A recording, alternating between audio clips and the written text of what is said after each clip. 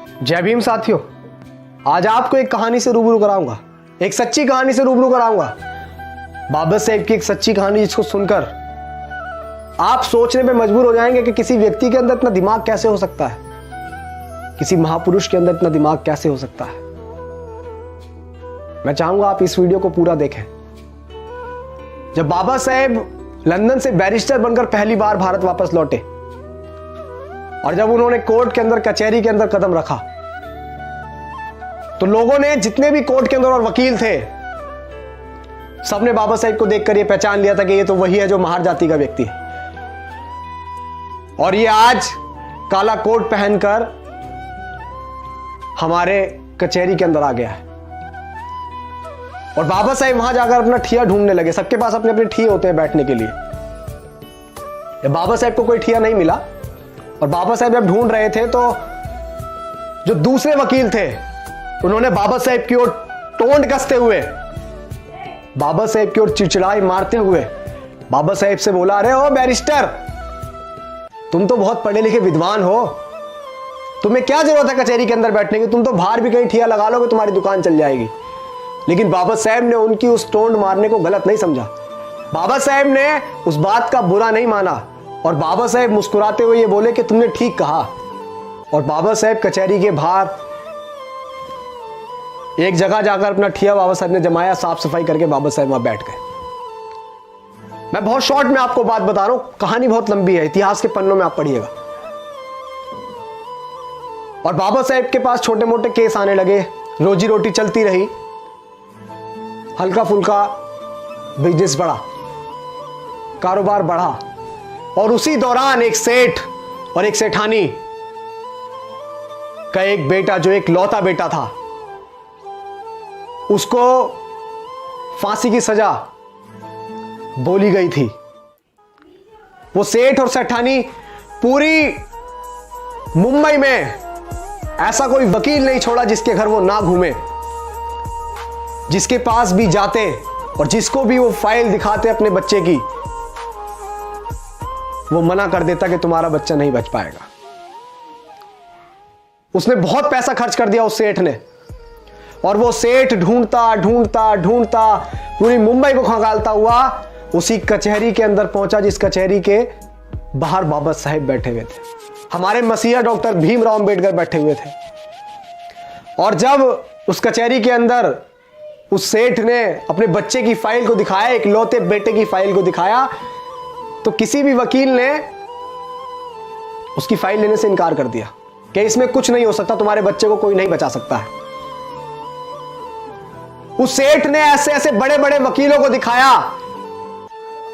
जो कानून को अपना घर मानते थे, जो ये बोलते थे कि कानून तो हमारी मुट्ठी में है। ऐसे ऐसे वकीलों को वो फाइल दिखाई, लेकिन सबने उस फाइल को देखकर इनकार कर दिया। और उस कचहरी के अंदर जो वकील बैठे हुए थे, कुछ वकीलों ने फिर से बाबा साहेब के ऊपर टोंट कसते हुए बोला कि अरे सेठ, तुम्हारा केस तो वो लड़ेगा, वो जो बाहर बैठा हुआ है, वो महार जाति का व्यक्ति, वो बहुत विद्वान है, वो पढ़ लिख कर आया है। वो बाबा साहेब पर टोंट कस रहे थे, हमारे मसीहा पर टोंट कस रहे थे, वो हमारे मसीहा पर चिड़चिड़ाहट मार रहे थे। और जब, क्योंकि सेठ जो है वो मन से रो रहा था, उसे एक आशा की किरण चाहिए थी बस, क्योंकि उसका एक लौता बच्चा जिंदगी और मौत के बीच में अटका हुआ था।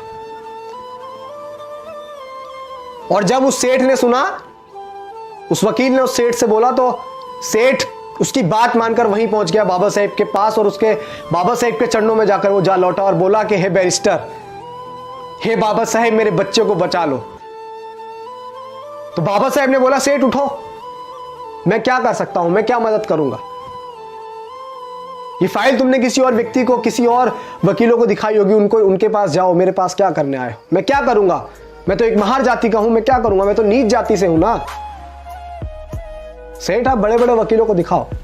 तो सेठ ने बाबा साहेब की शक्ल देखकर बोला कि नहीं, अगर मेरे बच्चे को कोई बचा सकता है तो बैरिस्टर आप बचा सकते हैं, वरना पूरी दुनिया की ताकत कोई मेरे बच्चे को नहीं बचा सकती। ये मैं आपका चेहरा पढ़कर बता रहा हूं कि बाबा साहब मेरी बात आप मान लीजिए, बैरिस्टर मेरी बात मान लीजिए, क्योंकि मैं तो एक बाप हूं, मैं उस पीड़ा को सहन कर लूंगा। लेकिन जो इसकी माँ है, जब उसकी माँ को पता लगेगा कि उसका बच्चा नहीं रहा, तो वो भी उसके गम में मर जाएगी। मेरे घर से 2 अर्थियां उठेंगी बाबा साहेब, मेरे घर से 2 अर्थियां उठेंगी। मेरा एक लौता पूत है, मेरा इतना बड़ा कारोबार है, इतने बड़ा बिजनेस है, इसे कौन संभालेगा, क्या करूंगा मैं इसका। जब बाबा साहेब ने सुना कि उसकी मां मर जाएगी, तो बाबा साहेब को वो बात याद आई कि जब बाबा साहेब छोटे से थे, तो बाबा साहेब की माता भीमाबाई ने एक बात कही थी कि भीमा, अगर कभी जरूरत पड़े किसी निर्दोष की जान बचाने के लिए, किसी का पूत की जान बचाने के लिए, अगर किसी अच्छे काम के लिए झूठ बोलना पड़े, तो संकोच मत करना भीमा, संकोच मत करना। और बाबा साहेब ने फाइल देखी और बाबा साहेब ने फाइल देखकर बोला कि सेठ ये बताओ, ये फाइल तुमने अब से पहले किसी और वकील को दिखाई? तो सेठ ने बोला कि है बैरिस्टर, मैंने ये फाइल दिखाई नहीं, मैंने इस फाइल पे इतना नोट खर्च किया कि किसी की आने वाली 3 पीढ़ी भी कमा नहीं सकती। मैंने इतना नोट इस फाइल पर खर्च कर दिया है, बस आप मेरे बच्चे को बचा लीजिए। ऐसे हाथ जोड़ के वो गिड़गिड़ा रहा था, बाबा साहेब के चरणों में गिर रहा था, बाबा साहेब के सामने हाथ जोड़ रहा था। और जब बाबा साहेब ने उसकी पीड़ा सुनी, उसकी फाइल देखी, तो बाबा साहेब ने बोला कि जाओ सेठ, मैं तुम्हारे बच्चे का केस लड़ूंगा, जाओ। और जब बाबा साहेब माने केस लड़ने को, तो वो सेठ बहुत खुश हुआ और उसने बोला कि मुझे यकीन है बाबा साहेब कि मेरा बच्चा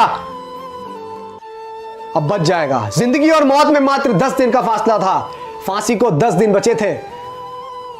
कचहरी लगी, अदालत लगी, कोर्ट लगा। आप सुनिएगा बड़े ध्यान से कि किसी व्यक्ति में इतना दिमाग कैसे हो सकता है। हम क्यों बोलते हैं कि हमारे जो मसीहा, हमारे रहबर बाबा साहेब डॉक्टर भीमराव अंबेडकर जैसा दुनिया में और कोई नहीं हो सकता। ऐसे ही नहीं बोलते हम ये बात इसीलिए बोलते हैं क्योंकि उन्होंने ऐसा करके दिखाया। उनके दिमाग की बड़े बड़े लोग दाद दिया करते थे, किसी व्यक्ति के अंदर दिमाग कैसे हो सकता है। कोर्ट लगा, कचहरी लगी, कोर्ट के अंदर तो दोनों पक्षों के वकील आए।